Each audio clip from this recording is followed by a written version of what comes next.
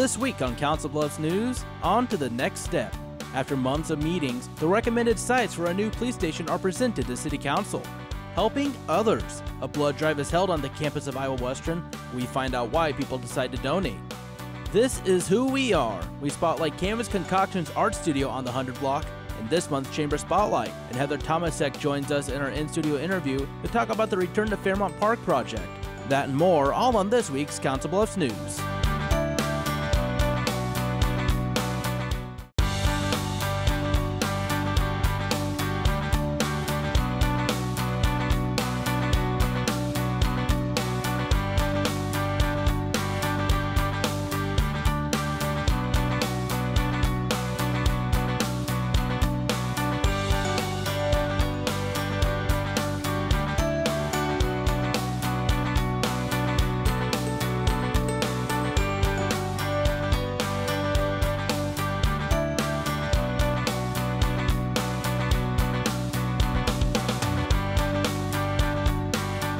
Hello and welcome to this week's Council Bluffs News.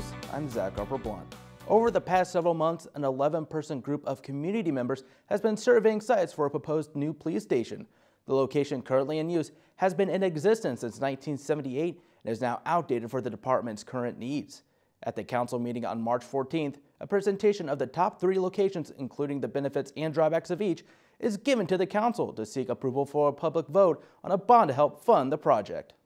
The City Council sees it as a necessity. All 5 said that there was a clear need for a new department. And after a recent City Council meeting, the process of filling that need is one step closer to completion. On the agenda tonight was a resolution setting a date for that vote so that we can build a much-needed police station. Monday, March 14th, Council Bluffs Police Chief Tim Carmody and an 11-person study group present a breakdown of the 3 best locations for a proposed new CBPD headquarters. We haven't built one since 1978. We think this one will probably last us another 50 years. We've selected a site that will allow us in 50 years or 40 years if it's not large enough.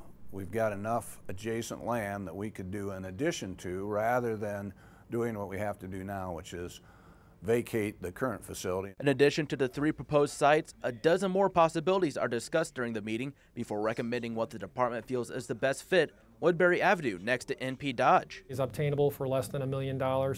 Even with contributions from outside the department or outside the city, we'd have a hard time finding a site that we would be able to obtain, make ready, and to build on for the same amount as what we can buy Woodbury for. The resolution for the bond passes with a 3-2 vote. Opposition includes City Council members Nate Watson and Al Ringenberg, who cite concerns about the lack of information, overall cost, and disagree on location. We're already preparing an update for them on the March 28th meeting. We'll have information from them, from the consultants that were involved in the process, to give them a little more detail. We'll define the specific site that we're looking at, and until someone comes up with a better site, we're looking at Woodbury. Located on the east end of Council Bluffs, Carmody feels the Woodbury location offers an expansive space at a reasonable cost, an advantage that more centralized locations originally favored don't provide. Once you realize what it's going to cost, and those costs are paid for by our taxpayers, and it's just not fair to them to ask them to pay that extra amount of money. The next step in the process, a special election for the community to vote on approving a $20 million bond, takes place May 3rd. The vote that they'll be voting on is, do you authorize the City Council to issue general obligation bonds, which means they'll be paid for by taxpayer property tax dollars, to build a new police station. Up until that day, the police department will be doing what they can to inform the public. We want to make sure that we give every opportunity for the citizens to fully understand the project, so we're going through the education process. We've already scheduled 21 meetings this month and next month to talk to citizens in different group settings to talk to them. We've posted on Facebook. If anyone wants to host a meeting for us, then we can gather together 20 or more people. We'd be glad to sit down and share the project with them. For more information on the 3 top potential sites and the proposed project, more information is available at councilbluffs-ia.gov. Remember, the special election takes place May 3rd. If you're unable to vote in person, absentee ballots are available. The Western Historic Trail Center celebrates the changing of the seasons with Hop into Spring on Saturday, March 19th. The event is put on thanks to a grant from Palmas Partners and the Potawatomi Youth Council in celebration of the warmer months to come. Families enjoy story time and participate in an Easter egg hunt discovering historical facts of Lewis and Clark. Family Inc. here today who's helping with our activities, and they're doing a lot of the story time part of it. Like I said, their big thing is literacy too, and making sure families understand that how important it is to spend time as a family. And that's what this event is mostly about. And being the Western Historic Trail Center will host more events in the coming months. You can keep up with them at facebook.com/Western Historic Trail Center. Bring an ID, grab a friend, and support a cause. The American Red Cross visits Iowa Western for a blood drive. The organization's overall goal for the day is to reach 65 donors, aiding those in need around the country. IWTV student Daniel Rambo has more with the story. It's a way to step up. Giving blood is something that I think is very important. And give back to those who need it. I thought I'd help out people that are in need. This is the American Red Cross blood drive at Iowa Western. All the blood goes to the hospitals to help patients that are in need of transplant, blood transfusions and stuff like that. The drive, March 17th, aims at helping meet those demands. People that get injured on a daily basis, they need blood products, so that's what we're here for. The benefits from donating affect not just the recipient, but the donor as well. It doesn't hurt, and you're doing a lot of good for people. The Red Cross encourages anyone eligible to come donate blood today. The need is constant. On this day, the goal is to take in at least 65 donors, with more donations always being welcomed and encouraged. A lot of people that are eligible to donate don't, so if we could get some of those new people down here and get them in the door and they can check and see how easy it actually is. According to the American Red Cross organization, one donation can help save the lives of up to 3 people. For your Council Bluffs News, I'm Danielle Rambo. Thanks, Danielle. March is recognized as Red Cross Month, so for those unsure of their eligibility, visit redcross.org for a checklist of requirements. The need is constant. The Council Bluffs Police Department unveils a new tool to help save lives. That kicks off our coverage and news around the Bluffs. Wednesday, March 16th, the department shows off their new AED devices. An AED, or Automated External Defibrillator, is a portable box that checks heart rhythm and helps restore it to a normal beat if needed. The CBPD announces plans to install these life-saving machines in every patrol vehicle thanks to a partnership between the department and Potawatomi Emergency Management. Anytime we can help save a life, it's worth the investment. So it's going to be priceless in that case. It's just to bridge that gap. Fire is the great resource when it comes to health and emergency services. We just want to help them do their job and prepare that patient and give them better information when they arrive. Currently, all officers and civilian personnel within the department are going through the certification process and will be able to use them when finished. A new attraction at the Hitchcock Nature Center is officially open. Wednesday, March 16th, a ceremony is held at the Nature Center to show off new binoculars for its bird identification exhibit. During the event, a check for $2,000 is presented by Jerry and Cindy Mathiasen of the Potawatomi County Community Foundation. The donation helps complete the funding for the project. Our family has a real interest in birding, and we thought it'd be a perfect match for us to make a contribution from our family fund at PCCF to help the project. The 2 binoculars are located at the Hawkwatch Station at the Les Hills Lodge. Open hours are 9 to 5 Tuesday through Saturday and 1 to 5 on Sunday. Wrapping up news around the Bluffs, the center hosts an annual lunch where things are a bit of a throwback. The 4th annual Victorian Tea takes place on Friday, March 18th. The event is part of Women's History Month, honoring women who've made impacts on the country. During the luncheon, attendees watch a presentation while enjoying sandwiches, snacks, and tea from Latidas Specialty Teas. We usually end up with between 50 to 100 people every year, so I think it's becoming more and more popular with ladies.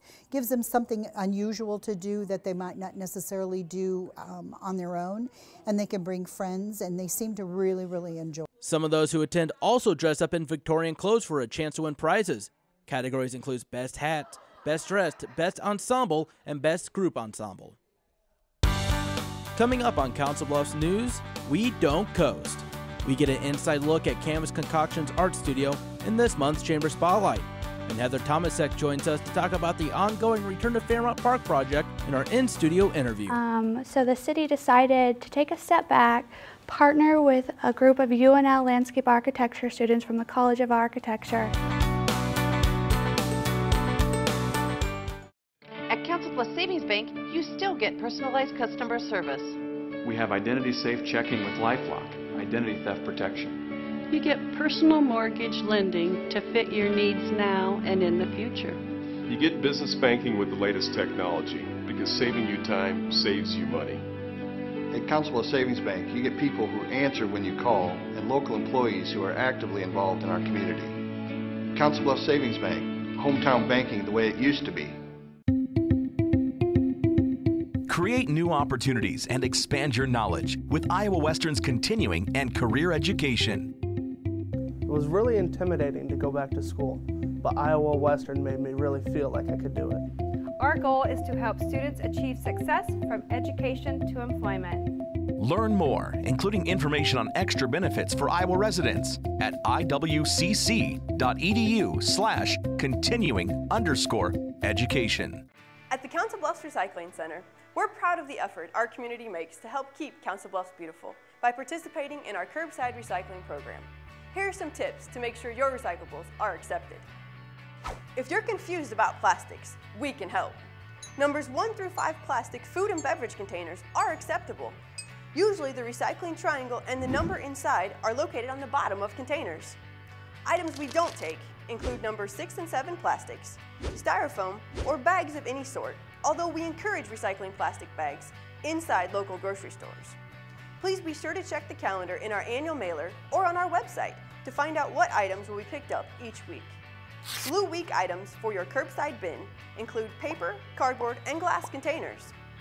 Green Week items for your curbside bin include plastic food and beverage containers, tin and aluminum containers, and tin foil. Thank you for helping us keep Council Bluffs beautiful. Hello and welcome back to Council Bluffs News. I'm Zach Harper-Blunt, joined in studio by Heather Tomasek, the parks designer for the Council Bluffs Parks and Rec Department. Heather, thank you for joining us here today. Of course, thanks for having me. And going on right now with the Council Bluffs is the Return to the Fairmont Park project. Can you kind of talk about what that is? Sure. Well, Fairmont is a 90-acre park. It's one of the most historical parks in Council Bluffs, and we've been working on it for the past year and a half. Just completed phase 1, which was really successful. The city partnered with Rotary and the Iowa West Foundation to construct the city's very first water playground, as well as conducting woodland restorations of the historic oak savanna. And phase 1 encompassed about 24 acres and is complete now. And that water play feature looked really nice. And when you opened it to the public, what did everybody say about it? Oh, families were just so excited about it. We opened it, I believe, October 9th of last year, and we got really lucky with some 85-degree weather. I remember it was really warm that weekend. It was really warm that weekend. We certainly lucked out. So we're hoping to have it up and running this summer so families can really come enjoy it throughout the summer. And also as a way to cool down when it gets into the 90s. Right, right. And like you just mentioned, phase 1 is complete, and now it's on the phase 2. Kind of what are you at right now in phase 2? Well, it was really important for the city to take a step back. With the success of phase 1, the city is always looking for new areas of the park for improvements. So the city decided to take a step back, partner with a group of UNL landscape architecture students from the College of Architecture, and really look at the whole 90 acres of the park holistically. And the students will look at, what kind of different opportunities and constraints does Fairmont have. From that will come a series of design proposals out of the student work. And, one of those proposals, we're hoping from some new, good, creative ideas, and that could lead to what phase 2 will be for the park. And then there's really no timetable on kind of the figuring out what phase 2 will be yet. It will be once you guys kind of get a set idea on what it will be? Yeah, there's no timetable to that right now. The students are working this entire semester, which is 15 weeks, and they're about halfway through that process now. And so they've just finished up their inventory analysis.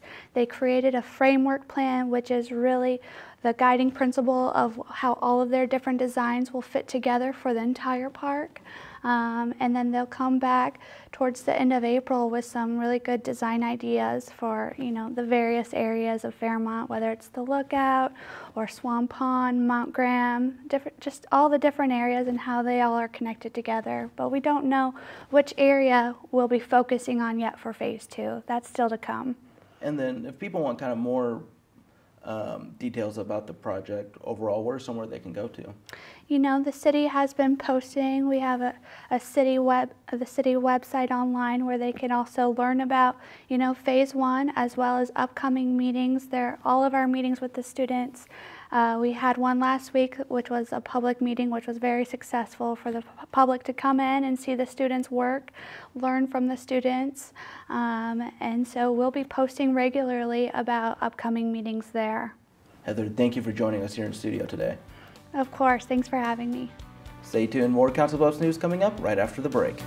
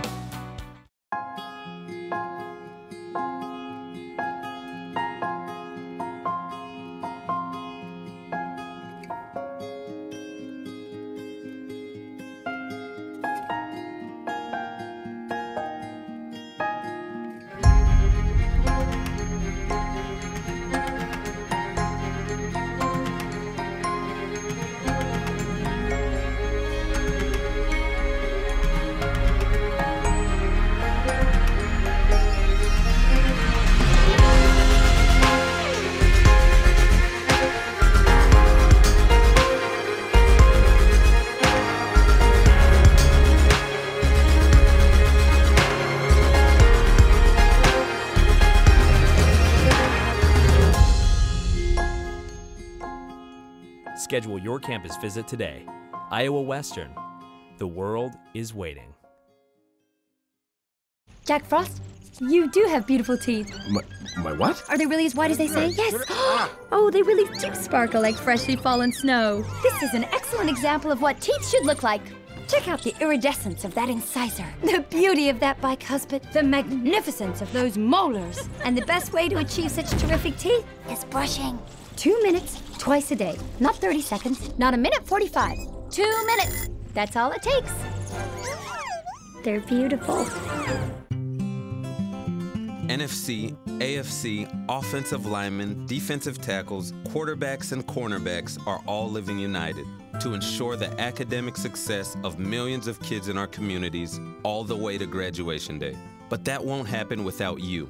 So take the pledge at unitedway.org. Make a difference in the life of a child. Suit up like your favorite NFL players and become a volunteer reader, tutor, or mentor with United Way.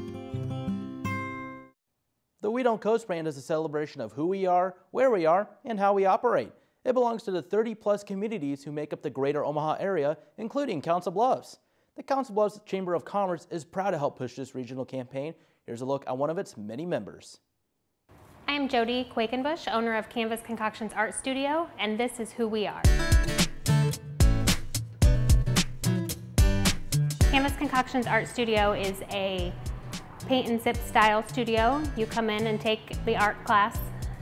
We show you step by step how to get through the session, and you have a beautiful, creative art piece when you're done.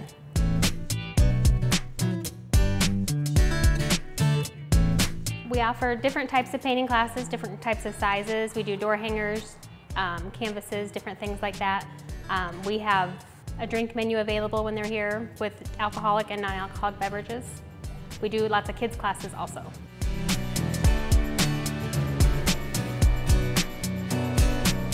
It was an idea our family had, so just kind of happened. It wasn't anything we thought we'd ever do, but here we are.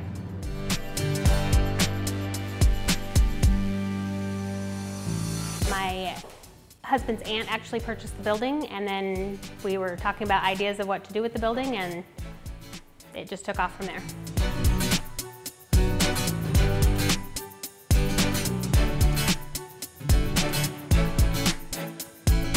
I think we like to do a wide variety of things with kids and adults, not just an adult place to be. So I think it includes the whole family, and that helps.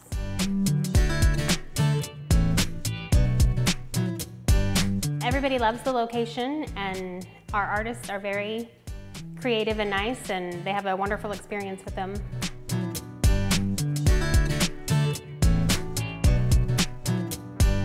I think just more ideas and more different types of projects rather than just canvases. We'll venture out into some other types of projects also.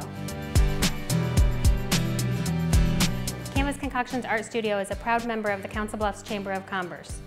We don't coast, we take care of business.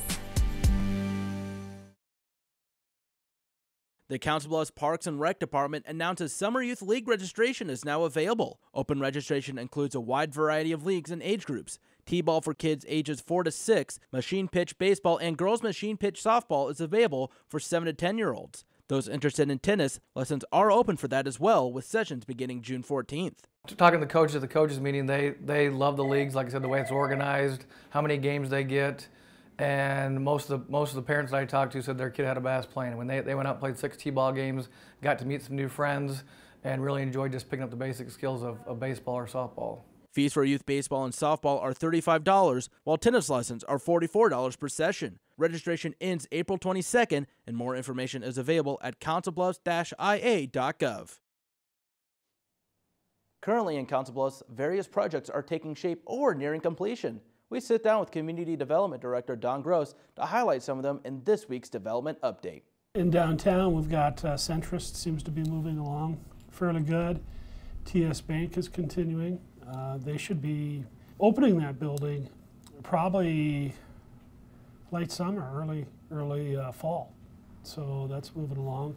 125 building is done. I think of the 26 units they had in the 3-story building, 25 are leased. And then I forget the number of townhome units they have on Pierce, 10, that sounds right. I want to say they got about half of those leased. They had an open house about a month ago. And then you've got the county veterans home under construction. I don't know exactly when that'll be done. We've been having conversations. Obviously, you've seen the buildings on the corner of First and West Broadway demolished. It's been seeded. We have been having conversations with the development interest in building possibly a 3- or 4-story building there with anywhere from 18 to 24 residential units and about 6,000 square feet of commercial space. And that may come forth to the city and the city council in April or May. Still to come on Council Bluffs News, there are plenty of animals at the Midlands Humane Society looking for a good home. Meet them in our Pets of the Week. And we wrap things up with a look at our weekly events calendar. Hey everybody! Heart disease affects 1 in every 3 women in America, but you can fight back. There's no time to lose. Mothers, sisters, daughters, families, and friends, it's time to shout louder, stand stronger, and demand change. Let's go! To the Batmobile! Dang it. To the invisible jet! Dang it. Together, we can put an end to heart disease. It's time to go red for women. I could use your help. Yeah! Learn more from the American Heart Association at www.goredforwomen.org.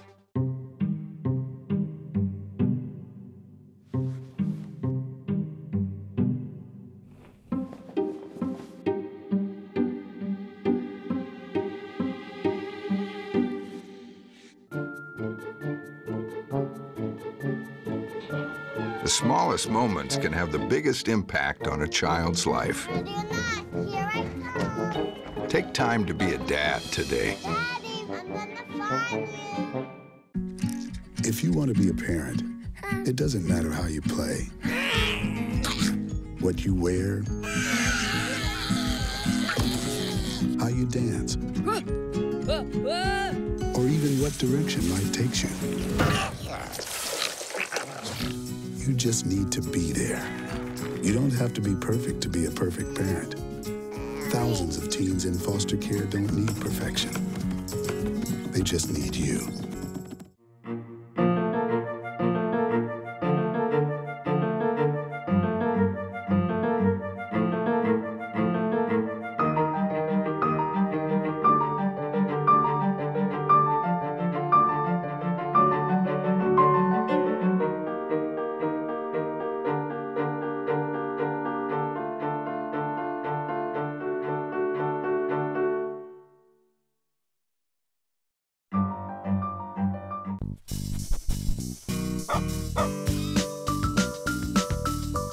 Hello, I'm Terry Gatch Mills, and welcome into Pets of the Week. I want to start off with Sweetie here. Her file number is 19572, and she's an 8-month-old black lab mix. She's sweet as can be.